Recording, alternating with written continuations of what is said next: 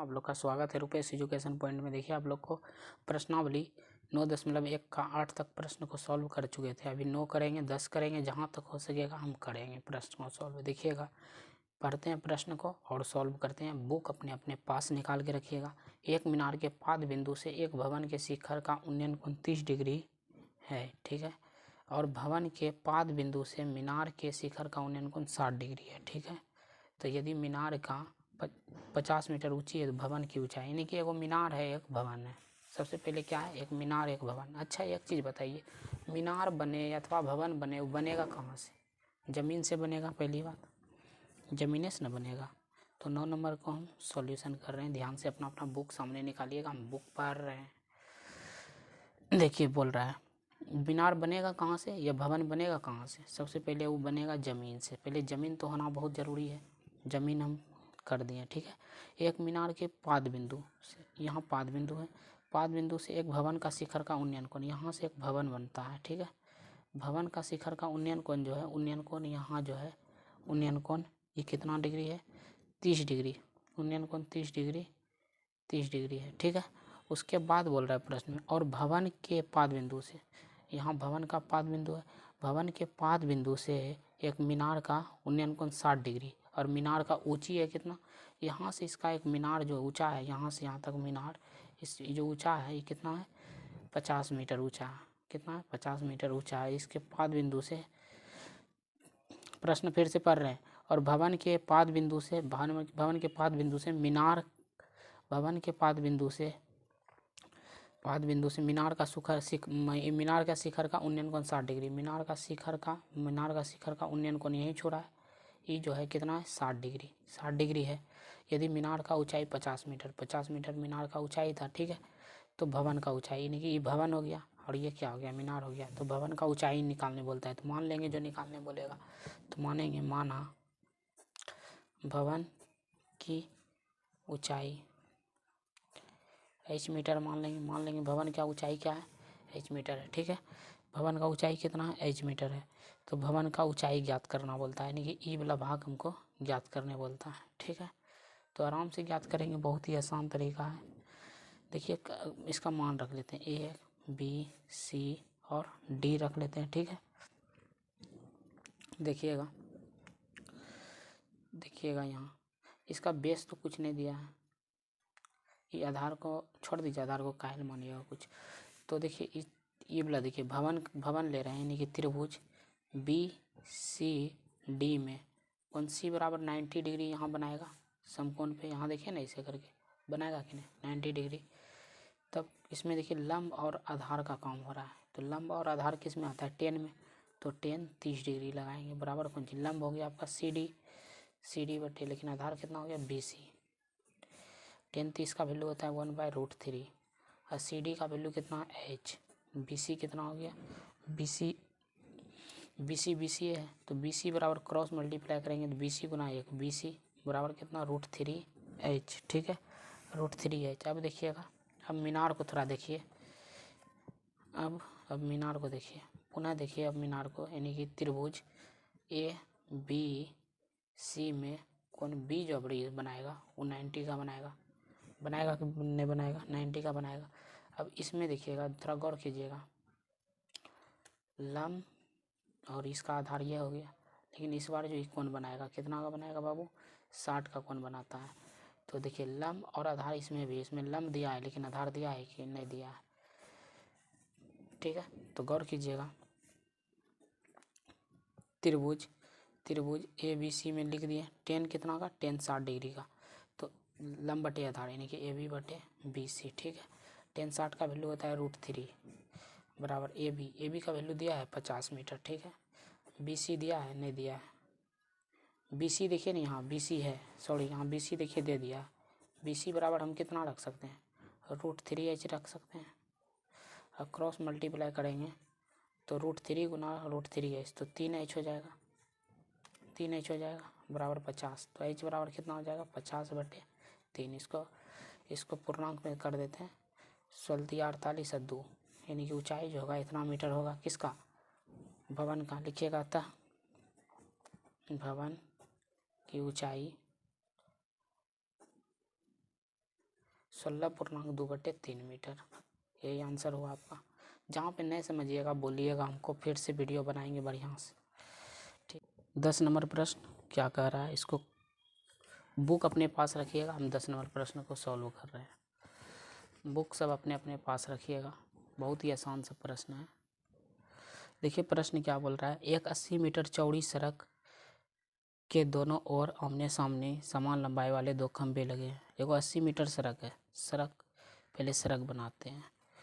यहाँ से यहाँ तक सड़क है, इसका दूरी कितना है, 80 मीटर है। इसका जो दूरी है कितना है बाबू, 80 मीटर है। 80 मीटर इसका इस सड़क का दूरी है, इस सड़क हो गया। और आमने सामने बोल रहा है दो खंभा लगा है, तो यहाँ पर भी एक खंभा लगा देते हैं। ठीक है, आमने सामने दो खंभा लगा है, तो दो खंभा लगा देते हैं। समान लंबाई वाला खंभा बोलता है, तो समान लंबाई वाला दो खंभा लगा दिए। ठीक है, उसके बाद क्या बोल रहा है, दो खंभे लगे हुए हैं, इन दो खंभों के बीच सड़क के एक बिंदु से, सड़क का एक बिंदु ये हो गया, सड़क का दूसरा बिंदु ये हो गया। ठीक है, सड़क का एक बिंदु से 60 डिग्री का उन्नयन कोण, 60 डिग्री का उन्नयन कोण, देखिए 60 डिग्री का उन्नयन कोण बनाता है। ठीक है, 60 डिग्री का। फिर बोलता है कितना, फिर बोलता है 60 डिग्री का उन्नयन कोण, खंभे के शिखर के उन्नयन कोण क्रमशः 60 डिग्री और 30 डिग्री है। एक दूसरा खंभा से इसका कितना है, 30 डिग्री है। ठीक है, तो बोलता है मीनार की यदि खंभों की ऊंचाई और खंभे के बीच की दूरी याद कीजिए। खंभों की ऊंचाई बोल रहा है और खंभों के बीच की दूरी। ठीक है, तो खंभों की ऊंचाई और खंभों के बीच की दूरी, तो अगर मान लीजिए ये x हो जाएगा तो कितना होगा, ये टोटल 80 है, तो ये टोटल 80 है, यहाँ से यहाँ तक का दूरी, तो ये क्या हो जाएगा, 80 माइनस x हो जाएगा। ठीक है, अब खंभा का जो ऊंचाई दिया है, खंभा का ऊंचाई दिया हुआ है, खंभा का ऊंचाई इसमें नहीं दिया है, निकालना है। तो मान लेते हैं, माना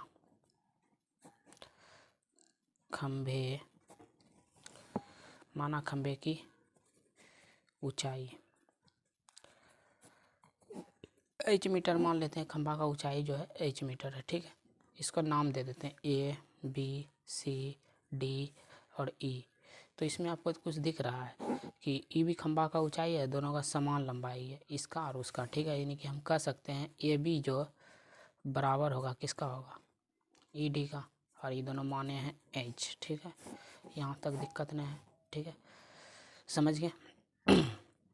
तो इसमें बोल रहा है निकालने के लिए आपको खंभे की ऊंचाई पहले बात ये निकालना है, और खंभों के बीच की दूरी याद कीजिए, यानी कि ई वाला निकालना है भाग।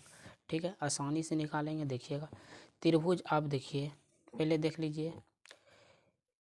पहले देखिए इसी में EDC में, त्रिभुज EDC में कौन सी बराबर जो होगा 90 डिग्री होगा कि नहीं। देखिए इसमें लंब है और आधार का चर्चा हो रहा है। लंब और आधार का चर्चा किस में होता है, टेने में होता है। तो टेन 30 डिग्री बराबर लंब कितना हो गया, ED बटे आधार कितना हो गया, CD, यही हो गया। ठीक है, लंब ED बटे आधार कितना हो गया, CD। 10 30 का मान कितना, 1/√3 बराबर ED कितना हुआ बाबू, ED तो H माने हैं, H हो गया, और CD कितना हो गया, CD X हो गया। ठीक है, क्रॉस मल्टीप्लाई करेंगे तो कितना, x गुना 1 करेंगे, x बराबर कितना होगा, √3h। अगर हम इससे h का वैल्यू निकालेंगे तो इधर √3 गुना में इधर आएगा तो भाग में हो जाएगा √3, यानी कि h बराबर इतना आ गया। ठीक है, याद रखिएगा त्रिभुज EDC से इतना आ गया। ठीक है, h बराबर x/√3। अब त्रिभुज देखेंगे बाबू, फिगर देखिए थोड़ा गौर से। अब देखेंगे त्रिभुज ABC में, त्रिभुज ABC में लिखेंगे त्रिभुज, पुनः देखेंगे त्रिभुज ABC में कोण B बराबर जो होगा वो कितना होगा, 90 डिग्री होगा कि नहीं होगा, कोण B बराबर 90 डिग्री।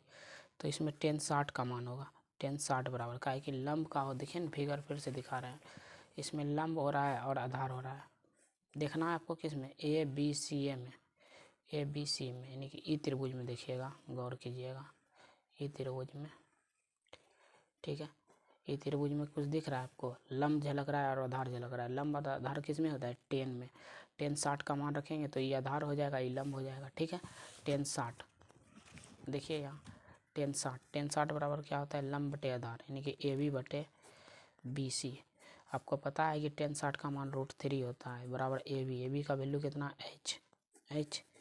तो इसमें कितना हो गया BC का कितना दिया 80 माइनस x। ठीक है,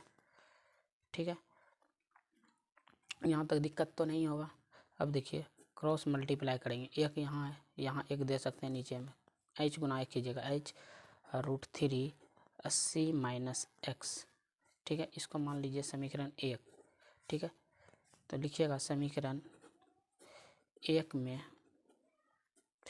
h का मान रखने पर, समीकरण 1 में रखेंगे h का मान, आपको समीकरण 1 दिखाई दे रहा होगा, यही है समीकरण 1। इसमें h का मान रखेंगे, h बराबर कितना x/√3, यही रखेंगे x/√3। ठीक है, बहुत ही आसान सा प्रश्न है। तो समीकरण 1 यही है, इसमें h का वैल्यू कितना रखेंगे x/√3 बराबर √3 80 माइनस x बटे कितना हो जाएगा, कुछ नहीं तो एक क्रॉस मल्टीप्लाई करेंगे, x गुना 1 x √3 गुना 3 गुना कितना हो जाएगा 80 माइनस x, यही होगा। तो x बराबर कितना हो जाएगा, 3 से 2 नंग गुना कर दीजिए, 8 या 24 यानी कि 240 माइनस 3x, इधर माइनस में 3x है, इधर आ जाएगा तो बाबू प्लस में हो जाएगा। तो 1x पहले से था, इधर आएगा तो 3x हो जाएगा, तो टोटल 4x हो जाएगा।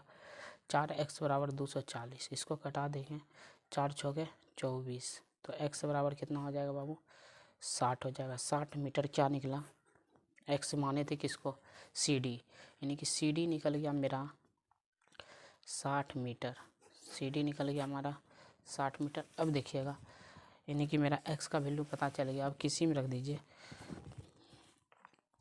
अब मान रख देते हैं। एक चीज़ देखिएगा, यहाँ थोड़ा गौर कीजिएगा, इसको समीकरण 2 मान लीजिए। ठीक है, और इसको समीकरण 1 मान लीजिए, इसको समीकरण 1 मान लिए, h बराबर x/√3। ठीक है, तो अब देखिए समीकरण क्या करना है, समीकरण 1 में मान रख देते हैं। लिखिएगा यहाँ समीकरण 1 में x का मान रखने पर, समीकरण 1 क्या था h बराबर x/√3, यही था। इसमें x का वैल्यू कितना रखेंगे 60√3, तो हर का परिमेयकरण करेंगे तो ऊपर नीचे √3 से गुना करना पड़ेगा, 60√3, अब 3 गुना 3 √3 गुना 3 की जगह 3, इसको कटा दीजिए 20 से, तो हो जाएगा 20√3। तो इससे हमको h पता चल गया। तो लिखिएगा, अतः खंभे की ऊंचाई बराबर कितना निकल गया 20√3 मीटर, ये खंभा का ऊंचाई निकल गया। और सड़क की दूरी, यानी कि और क्या ज्ञात करना, और बोल रहा था बिंदु की दूरी, खंभों से बिंदु की दूरी। लिखिएगा खंभों से बिंदु की दूरी कितना निकला था, अभी तुरंत निकाले थे, खंभों के बीच की दूरी निकालना है, तो 80 माइनस x, यही था खंभों के बीच की दूरी। 80 x में घटा देंगे कितना 60, यानी कि 60 निकला था, यानी कि 20 मीटर निकलेगा खंभों के बीच की दूरी। ठीक है, यही आपका आंसर हुआ। ठीक है।